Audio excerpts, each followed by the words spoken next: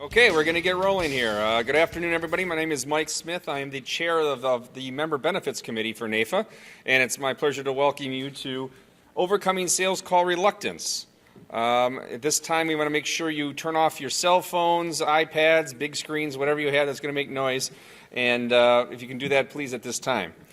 How many of you find yourself stuttering or choking up when it comes time to ask for the business? There's a lot of us that have done that, exactly.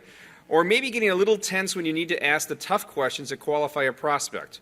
Or not pinning down the next appointment because you don't want to appear pushy. The client says, I want to think about it, and you don't set the next appointment because you don't want to seem pushy. I'll get back to you in a couple of weeks type of thing. Connie's commitment to you is that she will make this time interactive and practical so that what you learn here today, you can take and implement into your practice as soon as you get back to the office, which is pretty cool. Because of her expertise in overcoming sales call reluctance, Connie Kadansky earned a solo article in the Wall Street Journal. Thanks to a cold call, she was paid to do a radio commercial for American Express. She has written 2 articles that were published in Advisor Today. Recently, she was interviewed by Inc. magazine, Investors Business Daily, and Bloomberg Business Week. And I'm going to take a little sidebar here. Because of my role with the Member Benefits Committee, I start getting a lot of calls from people who are of interest in speaking for NAIFA or on those things. Because my committee helped set up the national committee meeting here and the national meeting. And it was about a year ago at this time that I got a cold call from Connie. And she says, I understand that you work with NAIFA, and I'm interested in starting to work with NAIFA and kind of sharing my story. Now, I took over the chair last year, so I wasn't expecting to be all of a sudden getting these kind of calls. But I thought, all right, what's your topic? What do you talk about? When she said, how to overcome sales call reluctance, I immediately thought, this is something perfect for YATS. And, if you're a young advisor, how do you get past that? And I talked to Connie. I said, all right, this is what my local's thinking of doing this. I'd like to have you come into our local, but I'm getting a little bit of pushback because the advisor's saying, well, we don't get enough YATS to come to this. And then Connie came back and said, no, it's a lot more than just YATS. How many of you have call reluctance when you've got to give potentially bad news to a client or hear bad news? And so that's what I found when she put it that way. I'm going, oh my gosh, this is going to be holistic. You could be a newbie agent or an OAT, and you're going to pick up something from this. So without further ado, Connie Kadansky. Thank you. Thank you, Mike. Yes, I made a highly targeted prospecting call. Thank you so much. So who will give me $1 for this $20 bill?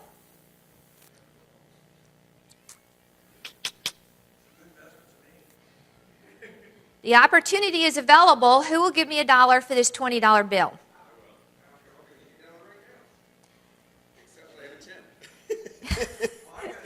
Who's got $1? Somebody go up here and grab $1.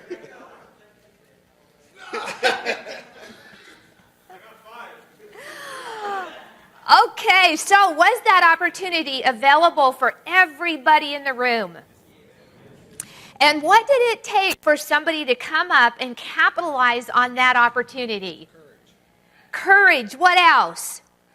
Action. Did he have to be proactive? Because opportunities are everywhere. They are absolutely everywhere. Oftentimes they are right under our nose. But here's what I'm finding. The people want the opportunity to come to them, sit on their lap, and say, hey, here I am. So I am inviting you. There are 2 types of mindset. A mindset of open or closed. And I coach a lot of financial advisors, cranky, mid-year, and seasoned financial advisors that are not succeeding the way they want to because they are not seeing the opportunities. They are just not open, and that's what we're going to be talking about here today. So is it okay if I tell you a little bit about myself so you can decide, maybe I'll listen to her, set a little context? In 1998, I was experiencing sales call reluctance. I was taking a nap at 2 o'clock in the afternoon. I didn't know what it was. I was highly motivated, highly goal-oriented, but I was completely stalled out and paralyzed as far as proactive prospecting. I got on the internet and I put in, I don't know what I did, but what came up was the book, The Psychology of Sales Call Reluctance. Now, these are on sale at the marketplace. I got this book. This has been updated since then. And I started reading it. I'm sitting in my living room, and I am so frustrated that I actually tossed it across the living room floor. I was frustrated and relieved because now I knew I was experiencing sales call reluctance, which is the emotional hesitation to prospect and self-promote. Now, it only doesn't just show up in prospecting. It shows up when you're actually in a conversation with somebody. I recently did a program for NAFA. We had over 383 people show up for the webinar. Are you too nice to close the deal? Because fear, call reluctance is fear, and fear is a mental response to a perceived threat.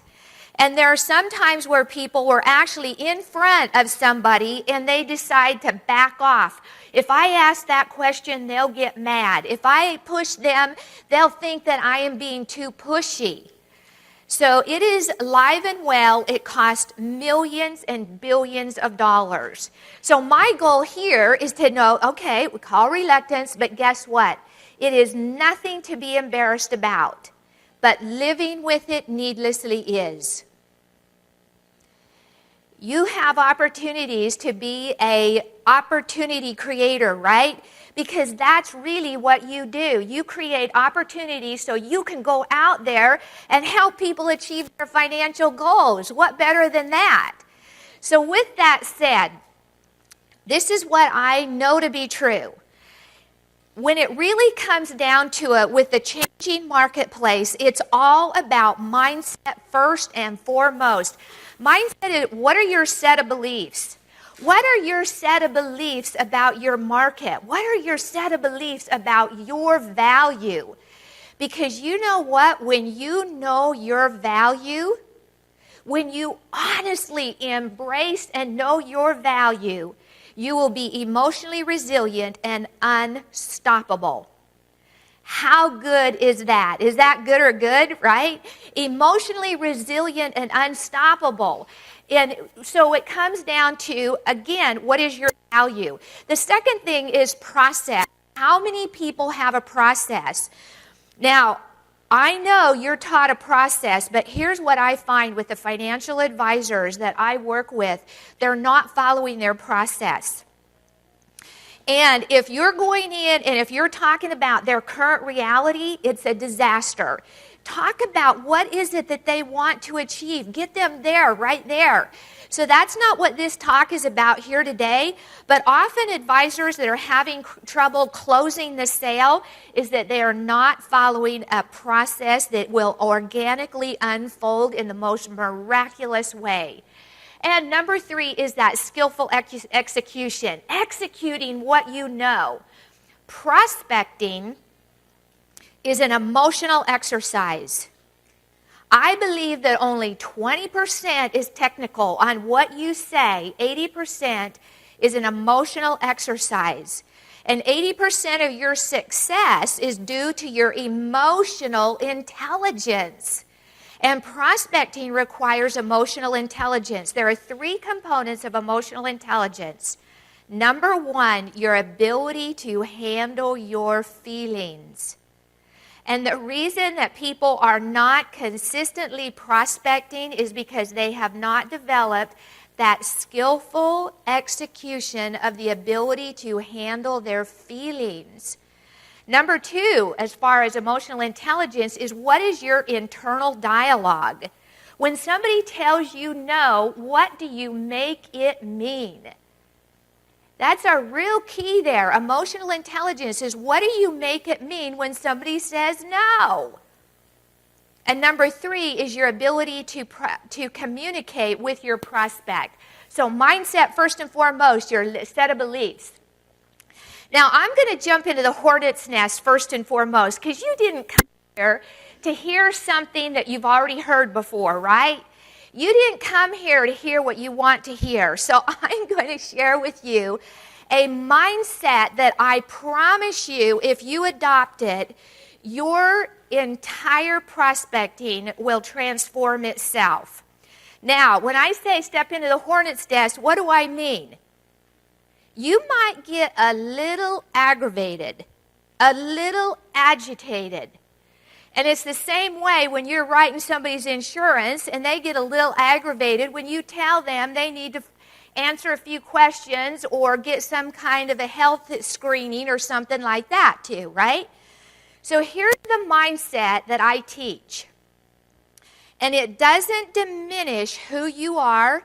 It doesn't diminish all your degrees. It doesn't diminish all your certifications. You adopt it, and your prospecting will become an adventure like you've never seen before. So here it is. You ready for it?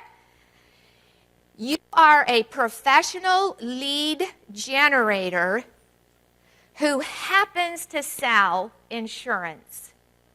You're a professional lead generator who happens to provide financial services. Now, where did I come up with that? I was working with an organization that was working with plastic and cosmetic surgeons. They got hit real tight. A lot of other professions with our economic reset is what I call it. The cosmetic and plastic surgeons that decided, I'm a marketer first and a surgeon second.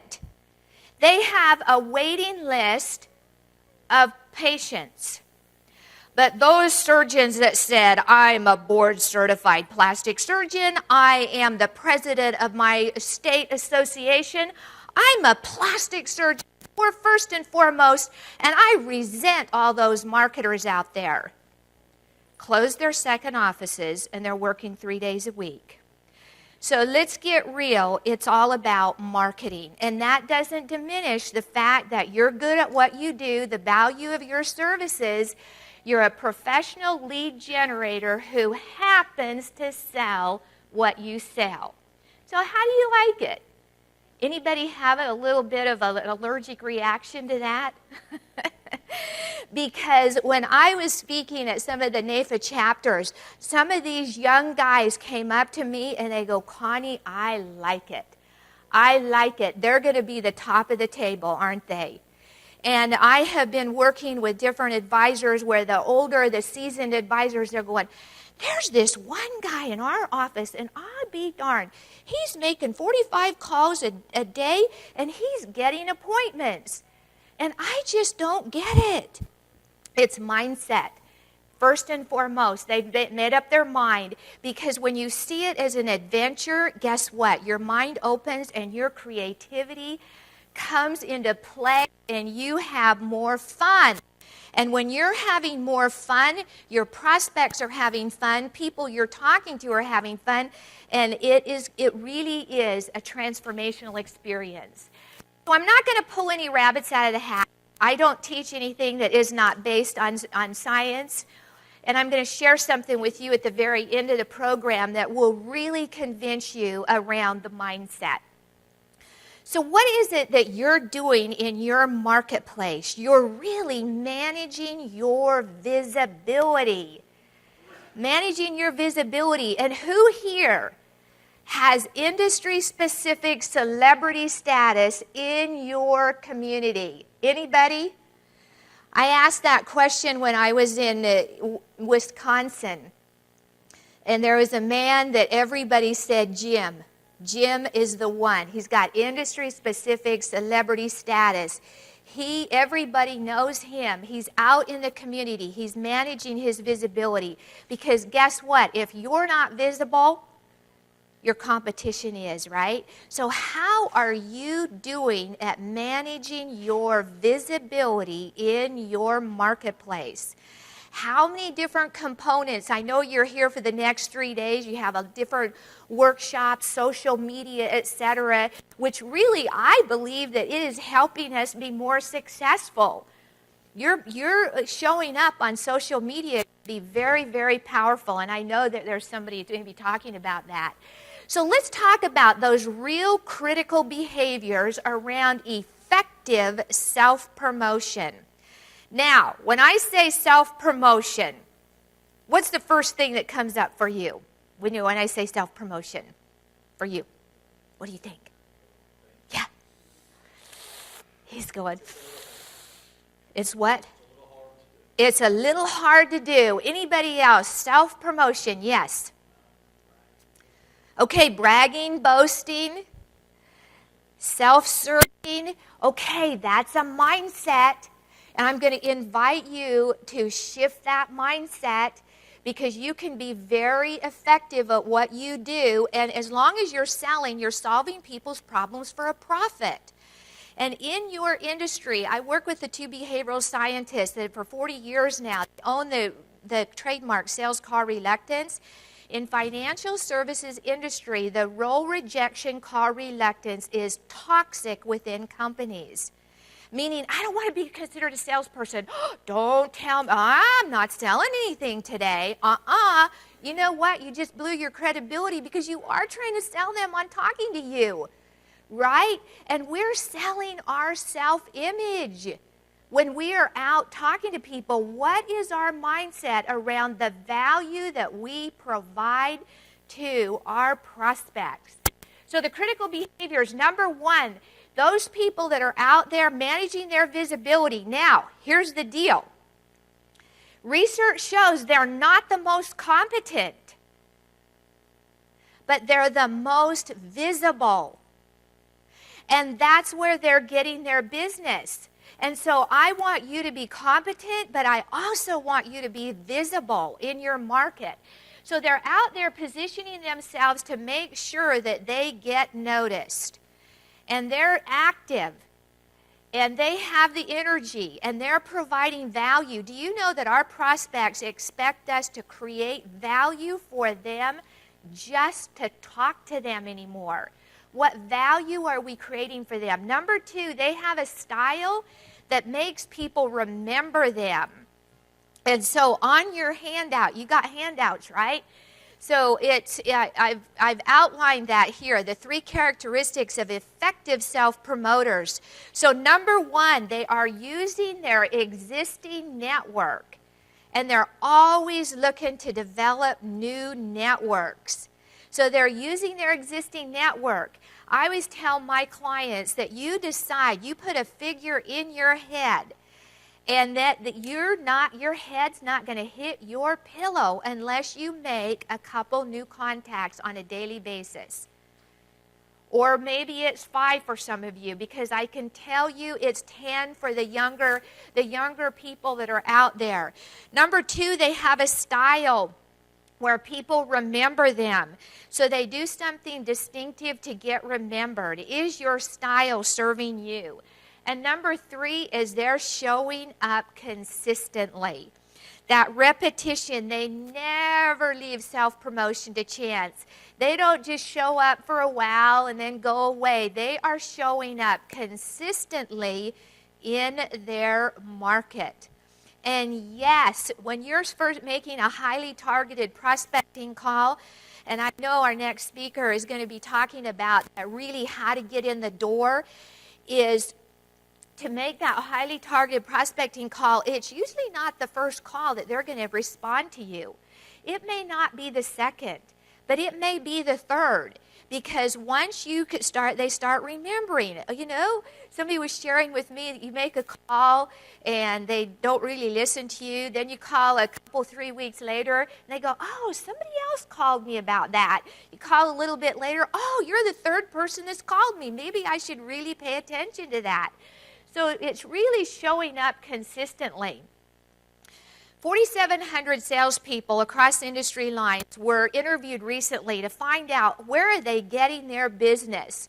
Is this social media? Is this LinkedIn? What's working for them?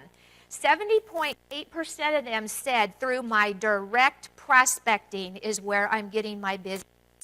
Through highly targeted direct prospecting. It's where I'm getting my business. And those of you that have the mindset, you do not believe it works to pick up a phone call, I can promise you there are people in your industry that it is working for them. It absolutely is working for them. Because people are making the calls, but you know what? It used to be that a lot more people were making the call. They're not making as many calls, and so your prospects are not getting as many calls as they used to. So here's what I believe in your industry, 12 to 15 appointments a week. That's you shoot for that. That's where the top people are, 12 to 15 appointments a week in order for you to meet your goal and to get your momentum. There's nothing better than riding the magic carpet of momentum. Now, when I say 12 to 15, how many of you feel like that? Like, what? 12 to 15? That's a lot. However, when it comes back to mindset, it is entirely possible. So let's talk about the platform for top sales performance. Number one, it's all about your visibility. It's just like in the real estate industry, what do they say? It's all about location. Is your visibility in your marketplace. Number two, your credibility. Are you worthy of their confidence? Are you actually positioning yourself with a value proposition that enhances and brings to bear your credibility? When you call a prospect, they have 7 questions around their head. And credibility is one of them. Big time. They want that answered. And number 3 is that unique value proposition. Steve, are you going to be talking about the value proposition? A little bit. Okay. So a highly targeted value proposition, and this is something that I review for my clients, and most of them are not customer-centric. I help people like you, XYZ. I always position it as people like you are counting on me too. XYZ are relying on me. So how do you know if you're call reluctant? How do you know? Number 1, you check your wallet. How much money's in there today? Because that's where call reluctant shows up first. And then you look at your appointment calendar. How many appointments do you have set up? And if you're not happy with that, then that's where the call reluctance is showing up. So it's all about conversations. I was in a session earlier and they were saying, yes, people are looking at stuff online, et cetera, and et cetera. They're getting educated, but guess what? They're not buying insurance online. Not a whole lot of them. They're getting educated, going to a professional to write their insurance. So it's all about the conversations that you have. So let's look at a basic sales model. You identify your prospects so that you can initiate contact, so you can introduce yourself, so you can have that all coveted fact finder so that you can influence them to buy from you. Whew. Take a deep breath. Is that good or good? So number 2 and number 3 is where most people, their weakest link, and we're only as strong as our weakest link, right? Is because it's emotional in origin. And I'm going to tell you how to overcome that emotional hesitation. So what do you believe the single best predictor of sales success is? Anybody? Single best predictor. Number of contacts made, exactly. And that's really what it is. There's a high correlation that the more prospecting you do, the more success that you will have, without a shadow of a doubt. So here's my definition for prospecting, that proactivity, the proactive steps that you take. My business is I help people get their ask in gear. You like it? So what's your favorite excuse for not prospecting on a consistent basis? Go ahead and just jot it down. What's your favorite excuse for not prospecting consistently? And I believe it needs to be done on a daily basis. Some advisors do it 3 days a week. but it's kind of like exercise. The more you do it, the better you get. And the more you do it, the more success. The more you do it, the more you master it. And then you start liking it. You start liking it. You start having fun with it, etc. So any favorite excuses that anybody wants to share with us? Yes. I run out of time with meetings. Okay. That's your favorite excuse. Okay, what was that? Oh, the economy is bad. I work with companies that hire salespeople, and they're hiring. And somebody was saying the economy's bad. I go, what? If they're hiring salespeople throughout the country, that doesn't look like a bad economy for me. But thank you. The economy's bad. What else? What are some of the other favorite excuses? I'm procrastination. I'm waiting to get... I'll do it tomorrow. I'll do it tomorrow. See, procrastinators think, I'm going to put off something that may be unpleasant, but what are they really putting off? They're putting off writing business, right?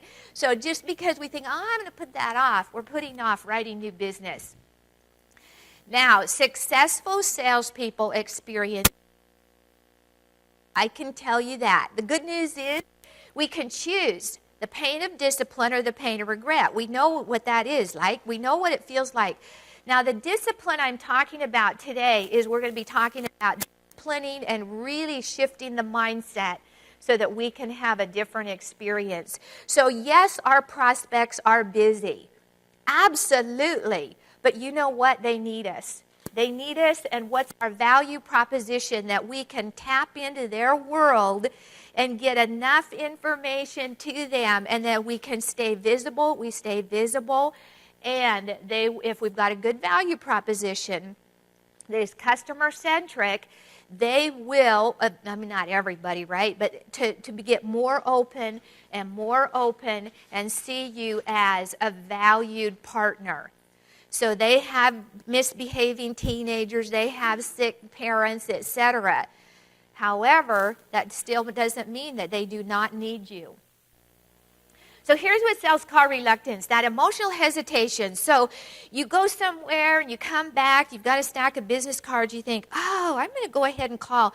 And you reach for the phone, you stop, you swing around, you check email one more time. I had a call from somebody out in New York. He's a lawyer and a financial advisor. He says, Connie, I'm meeting my revenue goals, but I'm not meeting my new business development goals. I said, well, where's it showing up? He said, I will spend money and bring people in for this big seminar. I have all these people, and then when it's ready for me to call and follow up with them, I think, I better go to the gym. And that's called reluctance, right? He's not following up with the people that actually, he's in the 7 figures. It shows up wherever we are. Okay, so there are 2 ways to view prospecting. Mindset, right? 2 ways. An opportunity. Are we seeing this as an opportunity that can go in so many different directions? An opportunity to find out what's going on out there, for competitive intelligence, to find out what's going on in our prospect's life. Or, I've worked in this long enough, I've simplified it greatly, or we can perceive prospecting to be an emotional threat to us. That's the call reluctance, when we feel that it's an emotional threat for us to either pick up the phone, whatever it is, ask for a referral. Do you know that referral aversion call reluctance, where people are reluctant to ask somebody for a referral? That's one of the types. So 2 ways, an opportunity or an emotional threat. So there are 4 steps to eliminating call reluctance. Number 1 is to be aware. Now, what did I tell you? Where does call reluctance show up first? Wallet. Okay. So to become aware of it. Number 2 is to assess. Find out what's going on. There are 12 types of call reluctance, and you can find out what type you have and to what degree of intensity. And I'm going to talk to you about an assessment that actually measures that. Number 3 is admit. Do you know that's the hardest one? Is for people to actually admit that they're call reluctant. So why not admit it to ourselves? Because if we don't take care of it, and unresolved issues of call reluctance do not get better. I've found people that talk to me like, I'm going to do it on my own, whatever. But with that admission is to just go in and just say, I'm experiencing call reluctance. It's costing me money. It's nothing to be embarrassed about. Living with it needlessly is. And isn't it better to admit it now than to have to admit it when your spouse is not happy with you? Or admit it to when they're scooting you out the door because you haven't met your production goals. Number 5 is to apply proven techniques. So we're going to be talking about that. Apply the proven techniques. So here's the first thing in order to overcome call reluctance is for you to get crystal clear when you're ready to pick up that phone and you stop. Write down, what is it that is causing me to stop? What is it that is causing me to stop? Oh, the economy's bad. Oh, they don't have any money. Oh, they already have an advisor. Oh, they don't need me, right? That's what I'm talking about. So really to be humble, to admit, to be very aware, what is it that causes you to stop? When you know that you have, I always tell people, instead of call it prospecting, put my appointment setting time. This is my appointment setting time that I've designated. So when your appointment setting time comes up and you're reaching, you're getting all ready, and you know what? The people that are most successful are the ones that have decided the day before who they're going to call. I learned that from the executive recruiters that I work with. They do in the afternoon before, they have their 60 to 80 to 120 calls of who they're going to call the next day. And the people that are struggling start out that morning. Okay, I'm going to call this. So those of you that I highly recommend that you get your list together, you keep it, etc. You know, it's so interesting with advisors. Some of them tell me, I have so many people to call. That is not my issue. And then there are other people that are just totally struggling. They do not have anybody to call. And it's just like a strange combination, because even people in the same city, oh, that's not my issue. I have plenty of people to call. So your freedom from call reluctance is admitting it and writing down what causes you to stop. Be vulnerable with yourself. Really get very honest with yourself. Now, there are 12 types of call reluctance. I'm only going to share, I think, 3 or 4. If you want to know more, on your handout, there's a copy of the 12 types of call reluctance. And so you can, I'm not going to cover all of those. I'm just going to cover the ones that I see in the financial industry. Is the over-preparer, the over-analyzer. They're overthinking their prospecting. They're getting ready to get ready. Oh, I already have 5 scripts. I think I need 10 more. Oh, I really don't like that. I think I need to do 1 more webinar. Oh, I think I recently did a webinar on how to make an effective voicemail message sales. If any of you want, put on your card, say, send me that voicemail webinar. It's really good. And but the over-preparer, the over-analyzer, they're getting ready to get ready, to get ready, to get ready, to get ready, to get ready, right? Is anybody identifying with that? Now, here's the issue with those over-preparers. When they're in front of somebody, they're talking much because they're all this encyclopedia and they're just kind of, right? Okay, the Yolder behavior. Now, this is the Mr. Nice Guy or the people pleaser. And these people are their behavior, so you're not your behavior, where they do not want to appear pushy or intrusive. Oh, if I ask them that, that's going to seem pushy. You are an advisor. You are a very central person in their field. Do you think if their doctor needs to find out something from them to make a diagnosis that the doctor says, oh, I'm not going to ask them if they did X, Y, Z. It might embarrass them. Heck no. The doctor's a professional. You're a professional. And you know, here's the thing. Sometimes we ask questions of prospects where they never thought about that before. And that's what gets them thinking. That's what gets them off the dime. But if we're afraid, oh, they might get upset if I ask them if they are XYZ, right? And so the Yolder behavior, now here's how this shows up in making a prospecting call. So you've all made prospecting calls before and know that our prospects sometimes have a reflexive no. Anybody know how they do that? Well, here's how you solve that. I didn't catch you at a bad time, did I? No. Okay, they got their first no out, right? I didn't catch you at a bad time, did I? But here's where you need three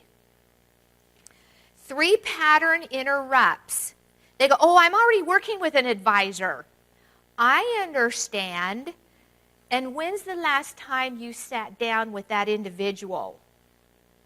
And then they have another, whatever they throw, you need to have three. Now, people with the Yolder behavior, they'll usually ask that first question to interrupt that pattern, and then after that, they just back off, say, have a nice day.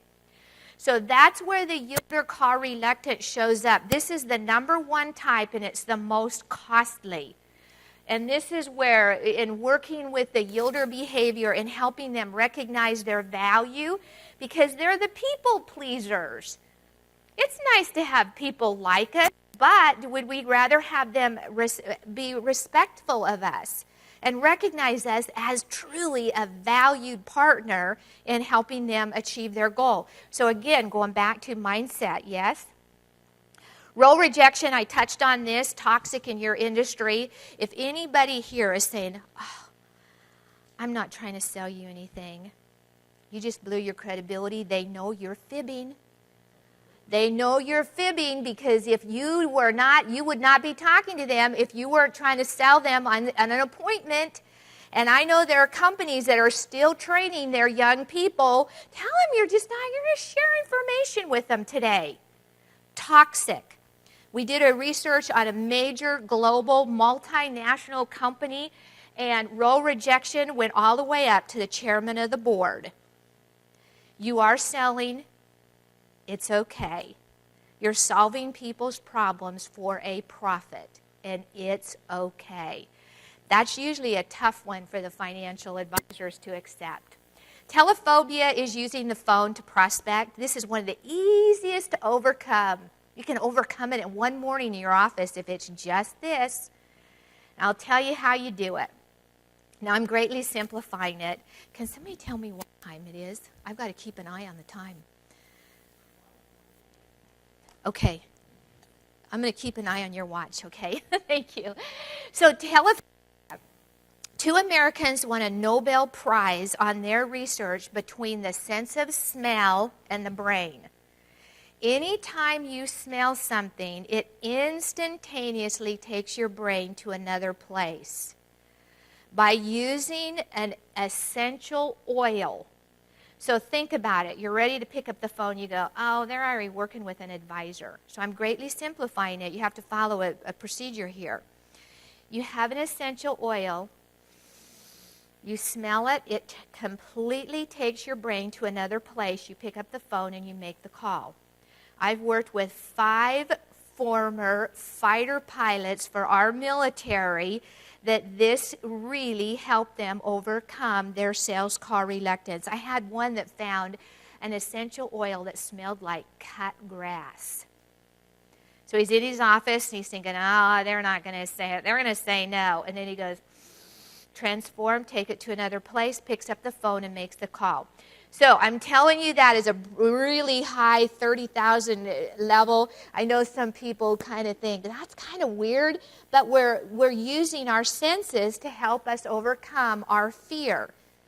Fear is a mental response to a perceived threat. When we're prospecting and we stop, we are perceiving some kind of a threat, right? Okay, so how do you overcome call reluctance? Where you really go and you look at realigning your thinking, your mindset. So whatever you think triggers a feeling which alters your action. And if you think, oh, it doesn't work to make highly targeted prospecting calls anymore, well, what do? You go find something else to do that you can justify and you don't get your enough appointments, right? So whatever you're thinking triggers a feeling which alters your action. So what is a belief? All a belief is a thought you think over and over and over again. Do you believe in your value? One of the things that I work with my clients in is have them read the testimonials from prior clients or read their LinkedIn recommendations before you ever start prospecting. Because whatever you believe, you will create situations to validate your belief. It's probably one of the most important things I can ever share is whatever you believe, you will create situations to validate your belief. And if you believe that people are open, if you believe that they will accept you, if you believe that they will engage with you, you'll create situations to validate. If you believe, oh, they don't want to talk to anybody anymore, they're cranky, etc., guess what? It really is proven. So, your belief creates your expectation creates your experience. So what is your overall attitude of prospecting and building your business, right? Opportunity creation. Because you didn't get in this business not to meet with people, right? That's where you create value and make your living. Create your own wealth. So many times they say fear of rejection is why I don't prospect. We've heard it before, and all fear of rejection is a negative interpretation. So I said earlier, which was very subtle, but I know some of you got it, is what do we make it mean when somebody says no? And if you can just take a deep breath and just say to yourself, so what am I making it mean? And what I suggest you make it mean is that you caught them at a bad time. That was it. You'll call back. What do we make it mean? But see, when we're experiencing call reluctance, we take it personally and we make it mean that we did something wrong. And there are prospects. Sometimes I call people and they kind of like think that I'm doing something wrong to prospect them or whatever, but then I just don't take it on because it's like, what am I going to make it mean? And sometimes people say, oh man, I really messed up on a prospecting call. I say, well, that's one person in 300 million people, and they're going to forget it 2 minutes later. It doesn't matter. But when we're a little bit shaky in our value and not very confident, we can take it personal. So fear of rejection leads us to negative emotion, negative behavior, and negative results. Okay, so there are 4 things that keep you from being profoundly, significantly successful at prospecting. Number 1 is a limited belief. Now that's where a good coach comes in. They help you check it out. Number 2, an assumption. How many times do we have a bad experience? I've coached advisors that they had one bad experience asking for referrals, and from that point on, they never ask again. Somebody got mad at them one time, right? And that was not very nice when that happens, but it is what it is, right? Number 3 is our perspectives and our interpretations. That's where it goes. What am I making it mean? And number 4 is our inner critic. Our inner critic, and some people have an inner terrorist that sits there on their shoulder and is whispering stuff in their ear all day long. Those are the 4 things. And when you look at the people that are profoundly, significantly successful in your business, do you know what? They figured it out. They do not allow those things to keep them from moving forward because they have embraced and they understand their value. Think about it.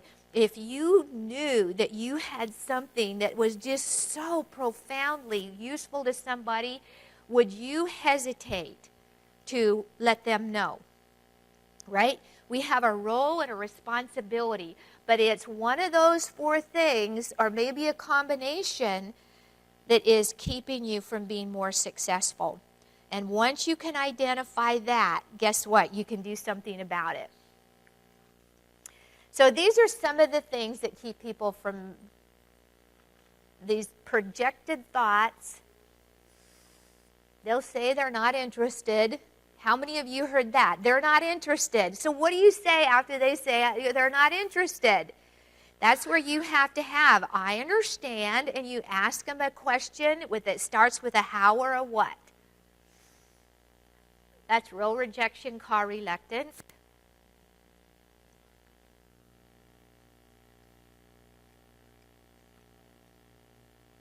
Making an assumption that inner critic is live and well.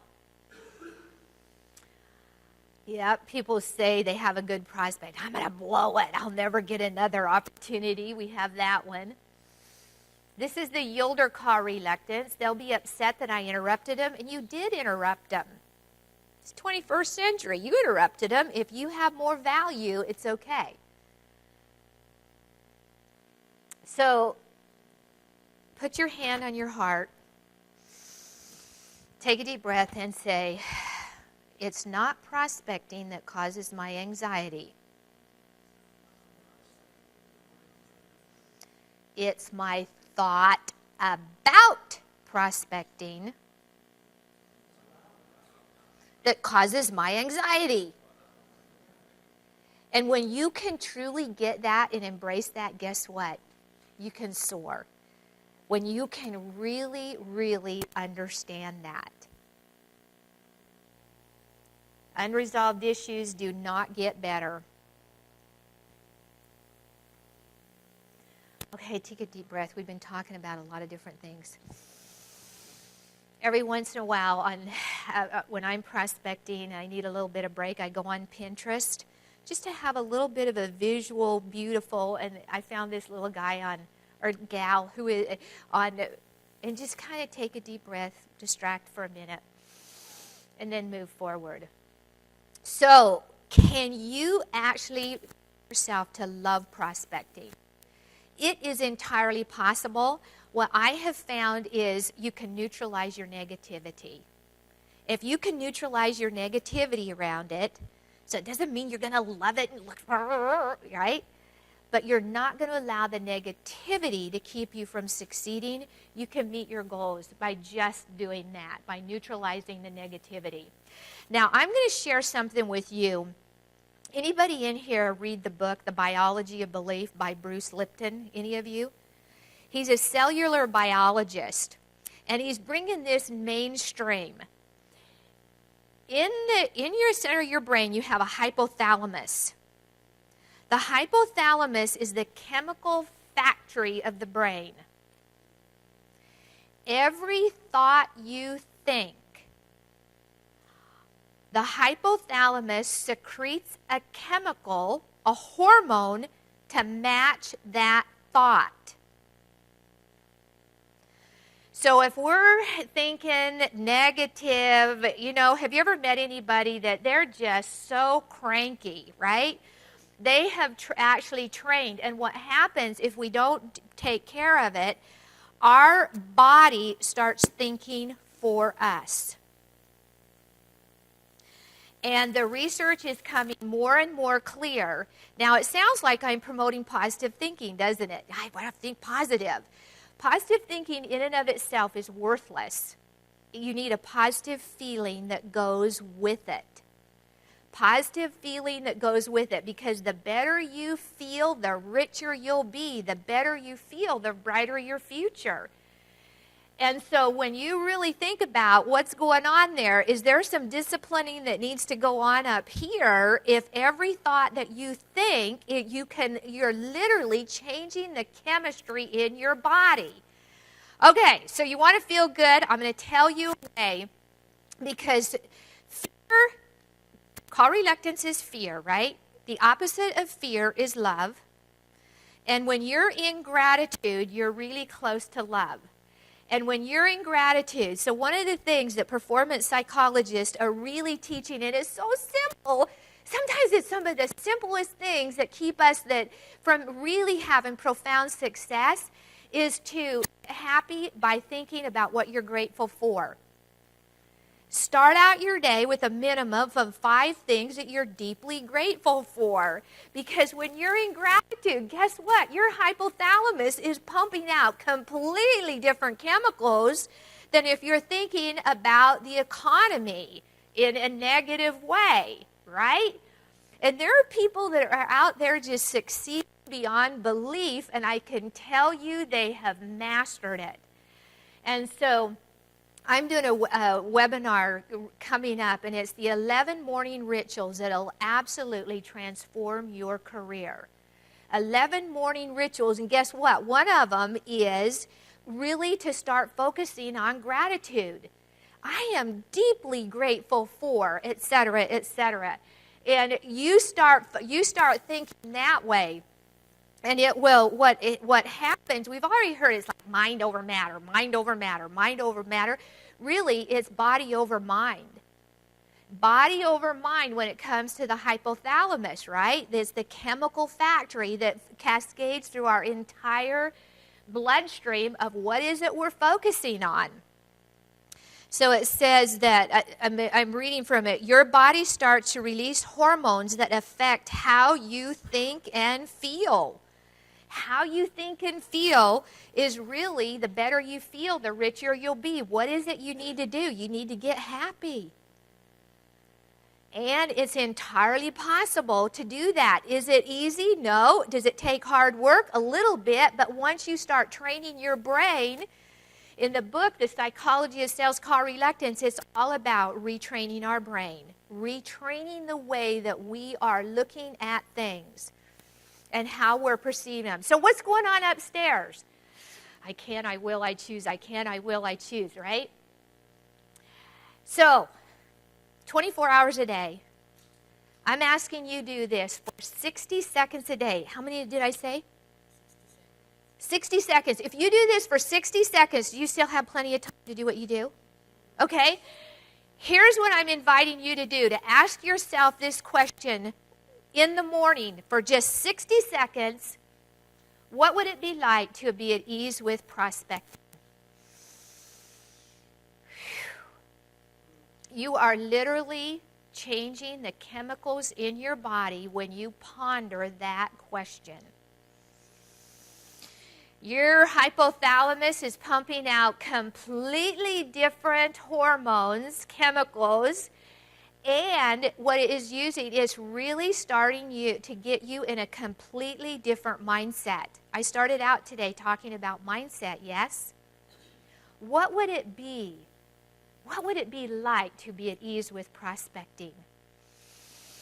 What would it be like to have my 10 to 15 appointments a week? What would it be like to achieve my goals? You're changing the neural nets in your brain by asking yourself that question 60 seconds a day. Some of the simplest things can transform your business. That mindset. We get into patterns of thought. We get in ruts. We get thinking about it. We're cranky, cranky, cranky. Do you know what? The people that are suffering the most out there are stuck on the news. They're addicted to the news. I can promise you, disengage. Your neighbor will let you know if something is going to something happen. It really will. And when people are struggling, I'm going to, let me ask you a question. How much news are you digesting? And they'll go, what? How much news are you emotionally and mentally digesting? And I tell you, those people are the ones that are crashing and burning. I promise you. And so, I got to know what the market's doing. You can get a little app on your iPhone. It will tell you what the market's doing. You don't need to know what's going on, right? I mean, I know this to be true because I have doubled my income since I have unplugged from the news. And yes, my neighbor will let me know. I go, are we in war? Whatever. What would it be like to be at ease with prospecting? Okay, so I want you to turn to somebody next to you, and I want you to say, it's all going to work out. It's all going to work out. It's all going to work out. It's all going to work out. So, gentlemen, when you're shaving in the morning, you're going like you say, it's all going to work out. Your hypothalamus pumping out completely different chemicals than, oh, what am I going to do, right? And you know what? They've proven, there's a TED Talk, a PhD from Harvard. Any of you heard of Ann Cuddy? There's a TED Talk. Have you watched it? And she talks about, by just saying to yourself, I'm excited, will start, and so here's this. Today's the most exciting day of my life. Hey, that looks like you. Is it? So today's the most exciting day of my life. To be able to start putting that and just start noticing what happens. I'm excited. Today is an exciting day. The adventure is out there. The opportunity is out there. It is so profound when you can start transitioning that. So here's my definition for confidence. We all want more confidence when it comes to developing our business, right? Ability to transform our fear, focus-related thinking, communication, the internal communication, which is more important than anything.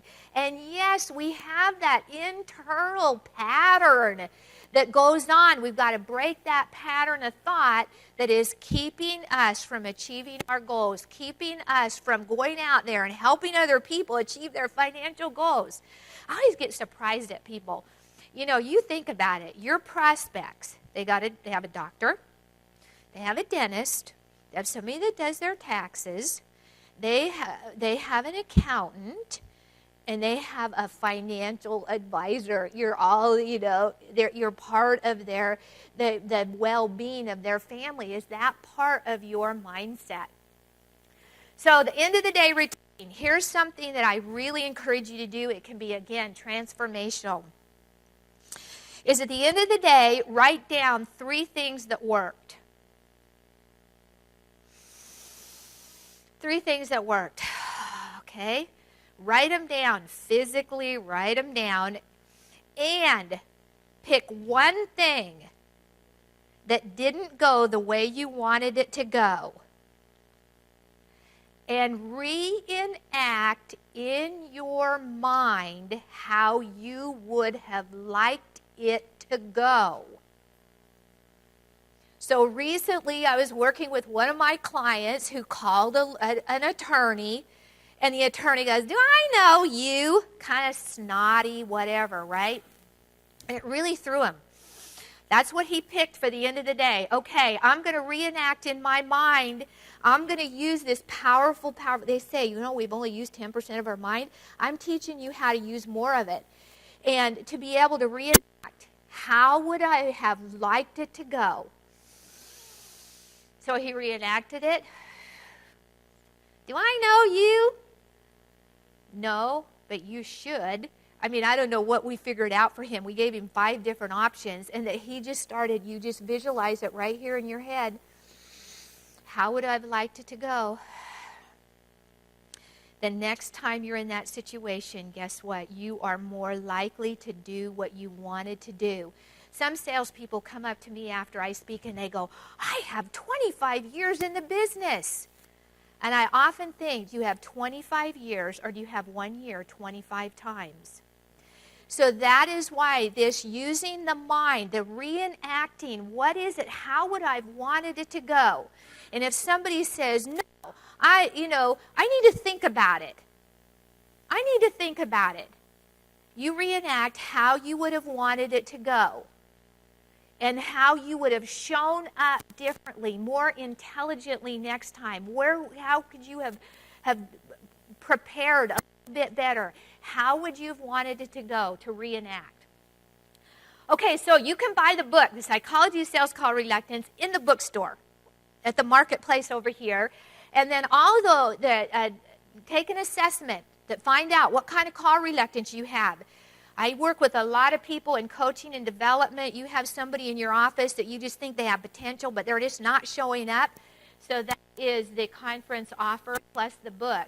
So, and then speaking and training events throughout the country. So, here is my contact information. Now, what I want you to do, you invested an hour of your valuable time here today, and I am so appreciative. And I would like you to write down on your paper what is one thing, just one thing that you're taking out of here today that you're going to implement. You're going to really put a good old college try to implement it so that you can go out there, get in front of more prospects so that you can actually, I just want you all to succeed. You want to succeed. There's one thing, just one thing that you're going to do, and then I'm going to go around the room and I'm going to ask a few people here. So we got a little bit of time. So one thing, write it down, commit it to paper. I know you invested to come here today, not to go home and not do anything about it. So I'm going to ask you. My one thing I'm just write down is do the 60-second a day ask. Okay, do the 60-second a day. What would it be like? What would it be like to be at ease with prospecting? Is that it? Is that it? Okay, who else? Yes.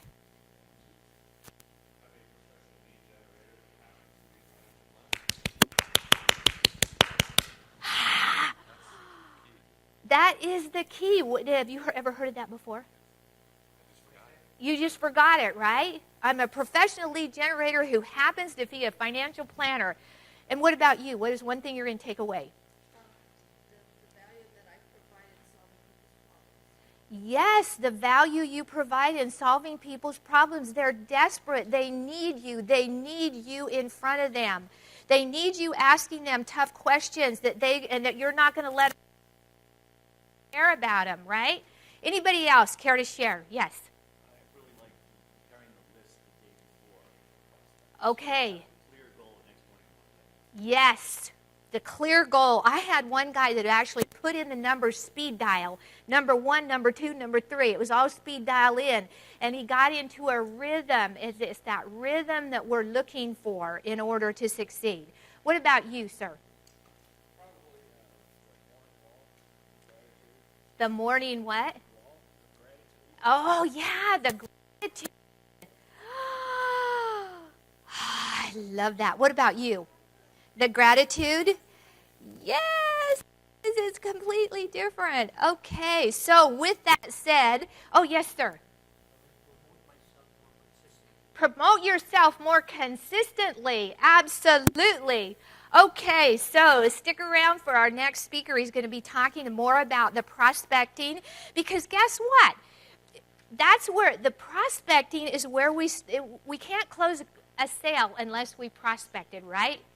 So I have one last question. Who will give me a 20 for this $1 bill? Have fun. I really appreciate it. I wish you well. Thank you.